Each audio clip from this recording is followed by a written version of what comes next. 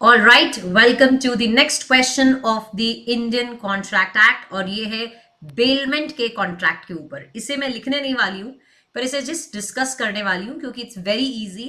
और आपको I am sure पढ़ते ही समझ में आ जाएगा क्या ये बेलमेंट का कॉन्ट्रैक्ट है कि नहीं, ये पूछा गया है।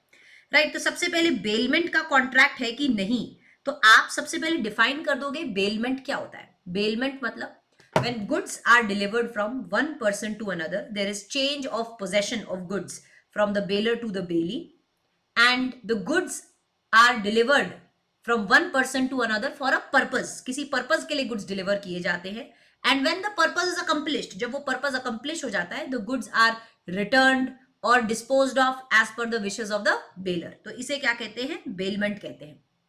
तो पहले डिफाइन कर देंगे। अगेन सेक्शन नंबर याद आएगा तो लिखेंगे, otherwise it's okay.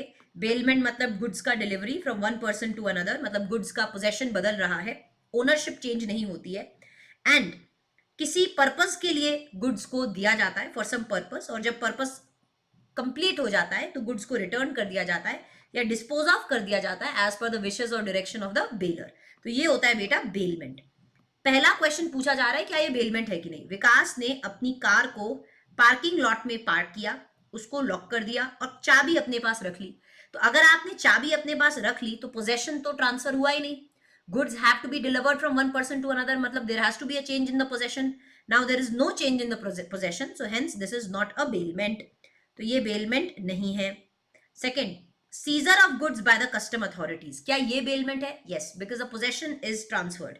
yes, the possession of the goods is transferred to the custom authorities, therefore ये बेलमेंट है।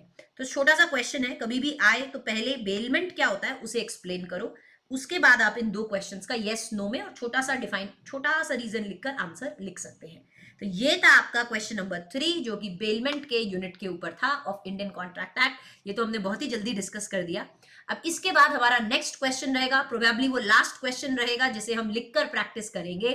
तो मिलते हैं हमारे नेक्स्ट वीडियो में। टिल देन आप पढ़ते रहिए, मेहनत को करते रहिए। All right, see you in the next question.